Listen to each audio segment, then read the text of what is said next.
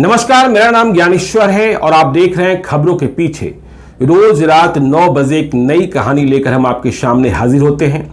अपराध की दुनिया की कई कही अनकही कहानियों में से एक कहानी हम आपके साथ साझा करते हैं। तो देखिए, दर्शकों की डिमांड है। छांगु दुसाद, रोहतास का दस्यु सम्राट, जिसने 1980 के दशक में पूरे रोहतास को अशांत रखा, सैकड़ों हत्याएं की, सैकड़ों हथियार लूटे और अप्रैल 1987 के तीसरे हफ्ते में जब मारा गया तो इसकी लाश को देखने के लिए सासाराम के स्टेडियम में 40,000 से अधिक लोग जुटे थे। तो छांगु दुसाद की कहानी हमने खबरों के पीछे के एपिसोड नंबर 199 से 203 तक 4 एपिसोड में सुनाई है। मुठभेड़ की कहानी सुना दी थी, जो पुलिस की कहानी है और जो कहानी मीडिया में आई। लेकिन हमारे दर्शकों ने यह डिमांड करी कि अभी तो बहुत सारी कहानियां हैं छांगु दुसाद की, वो कहानी क्यों नहीं बताते हैं। तो मैंने अपनी रिसर्च टीम को कहा कि थोड़ा और तलाशो। तो जब हम रोहतास के दस्यु गिरोहों पर काम कर रहे होते हैं या काम करते हैं, तो देखिए, यह बात सामने आती कि सबसे बड़ा तो मोहन बिंद हुआ। मोहन बिंद की कहानी भी आपको हम विस्तार से कभी सुनाएंगे, मेरा काम चल रहा है। मोहन बिंद, रामाशीष कोयरी, तमाम लोगों की कहानियां सुनाएंगे और इनकी डायरी तो अजीबो गरीब है। ये डकैत ऐसे थे जो डायरी लिखा करते थे। तब वैशाली की कॉपी आती थी, अभ्यास पुस्तिका, और उस डायरी में यह लिखा होता था कि कहाँ से कितना पैसा आया, कहाँ से कितना मुर्गा आया, कहाँ से कितना पैंट शर्ट आया, सब कुछ लिखा होता था। कहाँ से छर्रा आया, कौन गोली लेकर आया, कौन राइफल लेकर आया। तो वो डायरी के पन्ने भी मैं पढ़ रहा हूँ इधर के दिनों में। छांगु दुसाद के बारे में जब हमने और भी शोध किया तो देखिए, पुलिस ने ये मान लिया, जो ऑपरेशन पैंथर 2 चल रहा था रोहतास के इलाके में, मुख्यमंत्री बिंदेश्वरी दुबे थे 1987 में, कि छांगु दुसाद खत्म तो गिरोह खत्म। ऐसा होना नहीं था। लेकिन पुलिस के सामने भी कई चुनौतियां थी। जो छांगु दुसाद अप्रैल के तीसरे हफ्ते में थिलोई गांव में मारा गया था, वह खुद मारा गया था, उसके साथ उसका एक और सहयोगी मारा गया था। और इस इनकाउंटर में बीएमपी 15 का एक जवान नवीन कुमार भी शहीद हो गया था। तो पुलिस ने यह बात नहीं समझी कि छांगु दुसाद, जिसका गिरोह पूरे समतल इलाके में, मैदानी इलाके में है। देखिए, रामाशीष कोयरी उर्फ जो दादा था, वह पहाड़ी इलाके में और यह समतल इलाके में, कि सिर्फ छांगु दुसाद के मारे जाने से गिरोह खत्म नहीं हुआ। अभी इसके गिरोह में बहुत लोग हैं, अब बहुत सारे हथियार भी जब्त नहीं हुए थे। छांगु दुसाद की दूसरी पत्नी, जिसका नाम सुमेरिया देवी था, उम्र 25 साल, रोहतास जिले की रहने वाली थी, वो गिरफ्तार हुई थी जिंदा। उसने भी पुलिस को आगाह किया था कि आप छांगु दुसाद को मारकर क्या हासिल कर लोगे, अभी इतने लोग हैं कि वो आगे अपराध करते रहेंगे। और हुआ भी ऐसा ही। देखिए, आज कहानी की हम शुरुआत करना चाहते हैं करगहर के इटवा गांव में 9 जून 1987 को एक नरसंहार किया गया, शादी समारोह में जाकर। और जब घर में गुरहत्ती का कार्यक्रम चल रहा था तभी देखिए, इटवा गांव में राम प्रसाद चौहान एक संभ्रांत व्यक्ति थे गांव के, उनकी बेटी की शादी थी और बारात आई हुई थी आरा के मझौवा मोहल्ले के त्रिभुवन सिंह के बेटे की। तो इसी बीच छांगु दुसाद के नए गिरोह ने, मतलब जिन लोगों ने गिरोह की कमान संभाली, उन लोगों ने 11 बजे इतना बड़ा हमला बोला कि 12 लोगों की हत्या की खबर आई। बाद में सरकारी दावा यह हुआ कि 8 लोग ही मारे गए हैं, नर्तकी भी मारी गई थी। तो 4 घंटे तक गांव में तांडव हुआ था। तो ये पूरी कहानी आपको हम सुनाएंगे, कौन मारा गया, कैसे मारा गया। और कहा यह गया कि ये जो छांगु दुसाद का जो नया गिरोह था, जो बचा हुआ गिरोह था, जैसे मोहन बिंद के मरने के बाद उसके गिरोह के कई हिस्से हुए, लोगों ने अपने अपने इलाके बांटे, ठीक उसी प्रकार से छांगु दुसाद के मारे जाने के तुरंत बाद उसके गिरोह के दूसरे सदस्यों ने अपनी अपनी कमान थाम ली थी। हालांकि पुलिस को इसकी खबर नहीं रही। मैं रोहतास के तत्कालीन एसपी सुदर्शन प्रसाद सिंह, जिन्होंने छांगू दुसाद का काम तमाम किया था, उनके एक इंटरव्यू को देखता हूं। नवभारत टाइम्स का अखबार मेरे सामने है, 16 मई 1987 का। देखिए तब मीडिया में खबरें कितनी देर से आती थी, इसका अंदाजा भी आप लगा सकते हैं कि 7 मई 1987 को सुदर्शन सिंह एसपी रोहतास ने, जो दस्यु गिरोहों के सफाई के लिए ही वहां भेजे गए थे, बीएमपी की तैनाती हुई थी, इसके अलावा सीआरपीएफ की तैनाती हुई थी और जोन में जिलों को बांटकर हर जोन का एक एएसपी बनाया गया था। तो सुदर्शन प्रसाद सिंह डेहरी ऑन में प्रेस कॉन्फ्रेंस कर रहे थे। उन्होंने इस प्रेस कॉन्फ्रेंस में 2 गिरोह का मुख्य रूप से नाम लिया। रामाशीष कोयरी उर्फ दादा, जिसके बारे में कहा गया कि यदि इसके मारे जाने के उद्देश्य से कोई भी व्यक्ति सूचना देता है या गिरफ्तारी के उद्देश्य से, तो उस गांव के या सूचना देने वाले परिवार के 10 लोगों को सरकारी नौकरी दे दी जाएगी। तो यह प्रलोभन दिया गया। ठीक इसी प्रकार से कहा गया कि सरदार रामबचन यादव उर्फ पहलवान गिरोह के सफाई के लिए जो व्यक्ति सूचना देगा, और इसके साथ ही घमरी खरबार गिरोह, तो दोनों गिरोह के लिए सूचना देने वाले जो भी व्यक्ति होंगे या गांव होगा, उस गांव के 5-5 लोगों को नौकरी मिलेगी। तो ये लोभ दिया गया। इनाम तो अलग से घोषित था ही, लेकिन छांगू दुसाद की चर्चा नहीं की गई और इसका परिणाम भी भुगतना पड़ा। हालांकि सचेत होना चाहिए था, मुझे लगता है, पुलिस प्रशासन को, क्योंकि जो छांगू दुसाद की दूसरी पत्नी सुमेरिया देवी गिरफ्तार की गई थी इनकाउंटर वाली जगह से, उसने सब कुछ बताया था कि अभी क्या हो सकता है, क्या नहीं हो सकता है।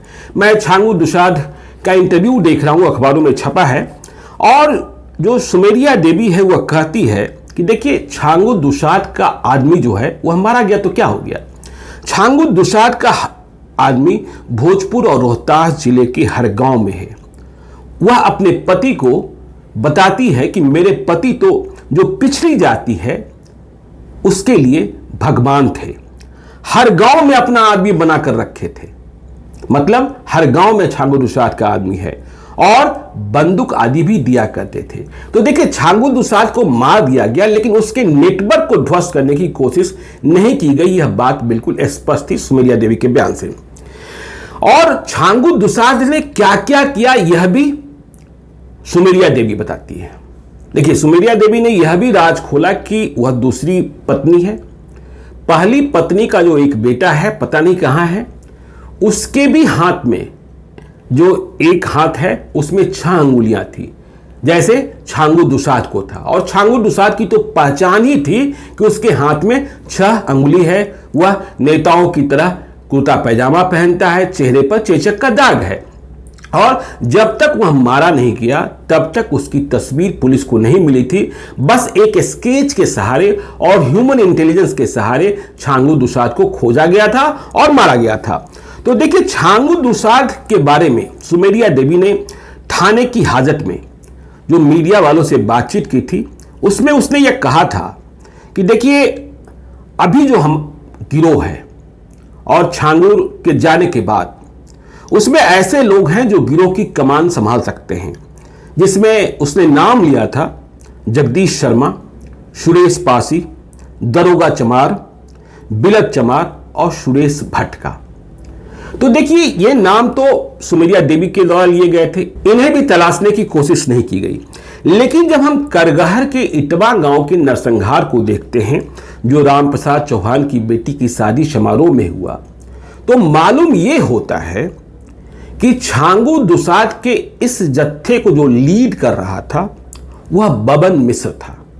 अब आप समझ लीजिए बबन मिश्र, पहले हमने आपको सारी कहानियों में बताया है कि छांगू दुसाद ने पहले किन किन जातियों की हत्या की और बाद में वह ब्राह्मणों और राजपूतों से भी भिड़ गया था। तो जब ब्राह्मण और राजपूत से भी भिड़ गया, इसके पहले भूमियारों की हत्या की थी, कुर्मियों की हत्या की थी, तो फिर ये बबन मिश्र क्यों इसके गिरोह में शामिल हो गया था, जिसने 9 जून 1987 को इटवा नरसंहार किया।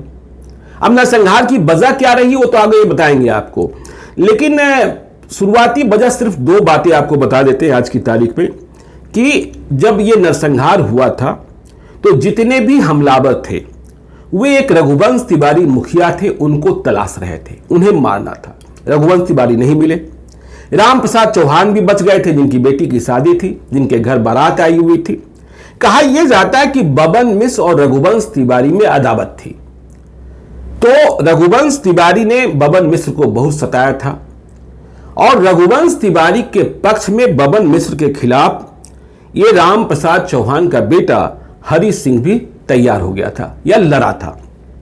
तो इसके बाद स्थिति ये बनी थी कि ये जो बबन मिश्र था वो छांगू दुसाद के साथ जाकर मिल गया था। तो समझ लीजिए कि छांगू दुसाद ने ब्राह्मणों पर हमला कराने के लिए ब्राह्मणों के भीतर भी अपनी फौज, अपनी पलटन तैयार कर ली थी। खैर, तो सुमेरिया देवी ने जो पुलिस को बयान दिया और जो मीडिया से बातचीत की थी, उसमें सुमेरिया देवी ने यह भी बताया कि देखिए, छांगू दुसाद गिरोह ने एक बार उत्तर प्रदेश में भी डकैती की थी। मतलब बिहार की बात छोड़ दीजिए, तो उत्तर प्रदेश में जो डकैती हुई थी उसमें 7 किलो सोना लूटा गया था और कई हजार रुपए भी थे। लेकिन इस डकैती के बाद छांगू दुसाद के ही एक दोस्त साथी जिसका नाम सुरेश भट्ट था, उसने बेईमानी कर ली थी और सोना रख लिया था। बाद में जब पूरी जानकारी मिली कि कितनी संपत्ति लूटी गई थी, कितना माल था, तो छांगू दुसाद बहुत ही गर्म हुआ था और छांगू दुसाद ने इसके लिए पंचायत बुलाई थी, बैठकें हुई थी। फिर जब बहुत गुस्सा हो गया था छांगू दुसाद, तो सुरेश भट्ट ने 28,000 रुपए छांगू को दिए थे और बात यह तय हुई थी कि सुरेश भट्ट अब रोहतास और भोजपुर में नहीं रहेगा, भागेगा। तो वह भागकर कलकत्ता चला गया था, जहां वह एक ट्रैकर खरीद लिया था और उसी ट्रैकर को चलवा रहा था। फिर अपना गिरोह भी बनाने में लगा था। सुमेरिया देवी ने यह भी बताया था कि देखिए, छांगू दुसाद ने पुलिस पर हमला करने के दौरान एक वायरलेस भी लूट लिया था और एक स्टेनगन भी लूट लिया था। यह भी जो लूट हुई थी वह दूसरे इलाके में हुई थी और छांगू दुसाद इस वायरलेस सेट को तरीके से जान गया था। वह पुलिस के मूवमेंट को इस वायरलेस सेट के माध्यम से सुना करता था। तो यह छांगू दुसाद का काम करने का तरीका, अपराध करने का तरीका, पुलिस से बचने का तरीका था। सुमेरिया देवी ने यह भी बताया कि देखिए, थिलोई गांव में जहां पुलिस वालों ने मेरे पति छांगू दुसाद को मार दिया, वहां रामाशीष कोयरी उर्फ दादा को भी आना था, दूसरा बड़ा दस्यु गिरोह का सम्राट, जिसने अनगिनत बलात्कार भी किए। रामाशीष कोयरी की कहानी आपको बताएंगे तो आपके होश उड़ जाएंगे। तो सुमेरिया देवी का कहना था कि जिस तरीके से पुलिस का दबाव बना था, रामाशीष कोयरी उर्फ दादा ये चाहता था कि छांगू दुसाद अब हमारे गिरोह में शामिल हो जाए और पहाड़ पर ही आकर रहे, पहाड़ी इलाके में ही आकर रहे, समतल इलाके में रहना अब मुनासिब नहीं है। लेकिन यह मीटिंग नहीं हो पाई, चाहे वजह जो रही, चाहे मुखबिरी जो हुई, और इसके बाद तो इनकाउंटर ही हो गया। यह बात जो हुई थी दोनों के बीच में, उसके बारे में कहा जाता है कि यह बात चेनारी में हुई थी।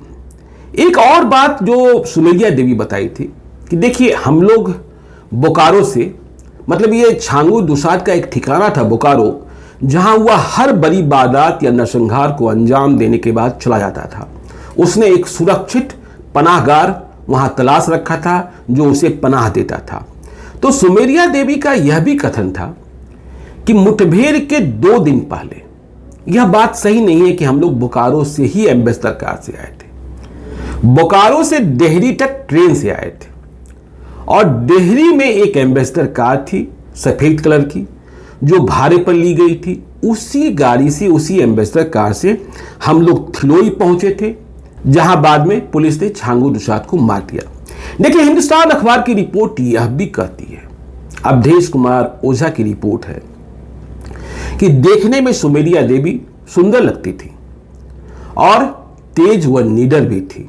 पुलिस वाले स्वयं बताए थे अवधेश कुमार ओझा को कि जब पूछताछ होती है तो कई बार ऐसा होता है कि वह पुलिस वालों पर ही रौब झाड़ देती है और पुलिस के जवानों को डांट कर कहती है कि हमसे मजाक मत किया करो, यह मत समझो कि छांगू दुसाद मर गया तो मेरा कोई नहीं है। अब भी हमारे इतने लोग हैं कि जो चाहें वह कर सकते हैं। छांगू दुसाद का सामान कहां है, बंदूक कहां है, हथियार कहां है, संपत्ति कहां है? इसके बारे में जब पुलिस वालों ने पूछताछ की तो सुमेरिया देवी टूटी नहीं। सुमेरिया देवी का कहना था कि मेरे पति छांगू दुसाद ने मुझे इस तरीके से प्रशिक्षित किया है, तैयार किया है। छांगू दुसाद को इस बात का पता था मौत के पहले कि यदि मैं नहीं पकड़ा गया तो कभी यह संभव है कि मेरी पत्नी को पुलिस गिरफ्तार कर ले। तो उसने समझाया था अपनी पत्नी को कि देखो, पुलिस तुम्हें गिरफ्तार कर सकती है, पुलिस तुमसे राज उगलवाने की कोशिश कर सकती है, पुलिस तुम्हें टॉर्चर कर सकती है, लेकिन पुलिस तुम्हें मार नहीं सकती है। इसलिए कभी भी अपनी जुबान मत खोलना, क्योंकि तुम जुबान खोल दोगी तो हम सभी पकड़े जाएंगे। और यह सीख ही सुमेरिया देवी के साथ मौत के बाद जिंदा रही, जो उसने छांगू दुसाद के मारे जाने के बाद भी हथियारों के बारे में, गिरोह के दूसरे सदस्यों के बारे में कभी नहीं बताया। देखिए, एक और बात है कि सुमेरिया देवी का यह कथन भी बहुत महत्वपूर्ण है, जो पॉलिटिकल कनेक्शन की बात हम पहले से कर रहे थे, कि सुमेरिया देवी ने पुलिस वालों को बताया था। अवधेश कुमार ओझा की रिपोर्ट में नाम का खुलासा नहीं है, शायद पुलिस वालों ने नहीं किया होगा, और बिना सबूत के नाम लिखा जाना भी संभव नहीं था। तो सुमेरिया देवी का कहना था कि अब देखिए, जो गिरोह है उसका जो कमान है वह सुरेश पासी संभालेगा। वैसे कई लोगों ने संभाला, कई गिरोह फूट पड़े और कई गिरोहों के उपगिरोह बने और सभी अपने को स्वयंभू गैंगस्टर मान लिए। तो सुमेरिया देवी ने यह भी बताया कि देखिए, मेरे पति जो हैं, चाहे पुलिस उन्हें जितना तलाशती थी, वह पटना भी जाते थे और पटना में एक मंत्री से मिलना भी उनका होता था। मंत्री बेहिचक बेखटक मिलते थे, अपने घर पर मिलते थे। सुमेरिया का कहना था कि मैं भी कई बार साथ गई थी। पटना के एक होटल में ठहरते थे, मतलब ये जो छांगू दुसाद था वह पटना के आकर होटल में ठहरा करता था, और इस होटल में रोहतास और भोजपुर जिले के कई नेता मिलने को आते थे। तो ये कहानी छांगू दुसाद की। देखिए, आपको हम करगहर के इतमा गांव के नरसंहार की कहानी अगले एपिसोड में बताने जा रहे हैं, लेकिन हमने डायरी का जिक्र किया है। मैं उस डायरी को पढ़ रहा हूं। बिहार के वरिष्ठ पत्रकार, जिन्हें इंसाइक्लोपीडिया ऑफ बिहार जर्नलिज्म कहा जाता है, सुरेंद्र किशोर, उनके लिखे आलेखों को भी पढ़ रहा हूं। सुरेंद्र किशोर ने एक जगह लिखा है रोहतास के एक दस्यु सम्राट के बारे में, एक गिरोह के बारे में, कि जब उसकी बेटी की शादी हुई तो 3 विधायक ऐसे थे कि बेटी की शादी में सिर्फ शामिल ही नहीं हुए थे, बल्कि जो भोज वहां था, जो बारात के लिए, सारात के लिए रात को भोज पार्टी का आयोजन था, ये विधायक जी पत्तल परोस रहे थे खाना खाने वालों को। तो आप समझ सकते हैं कि इनके पॉलिटिकल कनेक्शंस कितने रहे थे। डायरी में और भी बहुत सारी बातें आनी है। पुलिस की एक रिपोर्ट यह भी कहती है कि जब सुदर्शन प्रसाद सिंह वहां तैनात किए गए थे तो एक इनकाउंटर में कुछ ऐसे डिटेल्स मिले थे जो 2 चिट्ठियां थी। उनमें एक चिट्ठी जो थी वो सीआईडी के एक पुलिस पदाधिकारी की थी, जिसने यह लिखा था कि जिले में नया एसपी आया है, बहुत कुछ करने की बात कर रहा है, कह रहा है सबका सफाया कर देंगे। ठीक इसी प्रकार से एक विधायक की चिट्ठी मिली थी, दोनों हाथों से लिखी चिट्ठी थी, जिसमें लिखा गया था कि अभी सरकार बहुत कड़ी हो गई है, सरकार बिल्कुल समाप्त कर देना चाहती है, इसलिए सब कुछ समझ बुझकर करने की जरूरत है। देखिए, मैं ऐसे भी इस बात को मानता हूं कि बगैर पुलिस की मिली भगत और बगैर राजनेताओं की सरपरस्ती के कोई भी आपराधिक गिरोह इतना बड़ा नहीं हो सकता है कि वह 100, 200, 500 हत्याएं कर दे। रामाशीष कोयरी उर्फ दारा की कहानी सुनाएंगे तो आपके रोंगटे खड़े हो जाएंगे। जहां वह गांव जाता था वहां रात को दारू पार्टी के बाद कहा करता था लड़की लाओ, औरत लाओ, जबरिया रेप कर दिया करता था। फिर यह रामाशीष कोयरी भी खत्म कैसे हुआ यह कहानी भी बताएंगे। उसे खत्म किसने किया? दिखाने के लिए तो पुलिस वालों ने ही खत्म किया, लेकिन वहां वह पहुंचा कैसे था जहां उसका खात्मा हुआ था। तो ये सारी कहानी हम आपके पास लेकर आने वाले हैं। आप बने रहिएगा खबरों के पीछे के साथ। कल आपको हम बताएंगे खबरों के पीछे के एपिसोड नंबर 217 में उस इटमा गांव के नरसंहार की पूरी कहानी 9 जून 1987, जहां छांगू दुसाद गिरोह के सदस्यों ने हमला बोलकर ऐसा तांडव मचाया था कि पूछिए मत। और पुलिस को खबर थी, पुलिस को पता था, लेकिन पुलिस वालों ने पहले से कोई कार्रवाई, कोई व्यवस्था नहीं की थी। यह नरसंहार तो और बड़ा होता, लेकिन गांव वालों ने, उन्हें भी पता था कि छांगू दुसाद का हमला हो सकता है, क्योंकि गांव के कई लोगों के पास छांगू दुसाद ने पहले चिट्ठी लिखकर रंगदारी की मांग की थी, गुंडा टैक्स की मांग की थी और नहीं दिया था, उन्हें टारगेट पर रखा गया था। तो इस पूरी कहानी को लेकर आ रहे हैं कल रात 9 बजे। आप देखते रहिएगा खबरों के पीछे को। यदि अब तक आपने हमारे YouTube चैनल खबरों के पीछे को सब्सक्राइब नहीं किया है तो जरूर कर लीजिएगा, और यदि इस वीडियो को आप फेसबुक के माध्यम से देख रहे हैं तो पेज को लाइक कीजिएगा। एक और अनुरोध, यदि आप मुझे कोई कहानी बताना चाहते हैं, मुझसे कोई कहानी सुनना चाहते हैं, मुझसे सीधे तौर पर संपर्क करना चाहते हैं या कोई भूल सुधार चाहते हैं, तो आप हमें gyaneshwarlive@gmail.com पर संपर्क कर सकते हैं। देखिए, जब आप मुझे मेल करें तो एक बात का ख्याल रखें, यदि कोई कहानी मुझे बताना चाहते हैं या कोई कहानी सुनना चाहते हैं, तो आपको यदि यह पता है कि वह कहानी किस तारीख की है, किस साल की है, तो जरूर लिखें। अपना नंबर भी लिखकर भेजिए, संक्षिप्त में जानकारी दीजिए। जरूरत होने पर हम आपसे संपर्क करेंगे। तो आज दीजिए इजाजत, कल मिलते हैं रात 9 बजे। बहुत बहुत धन्यवाद।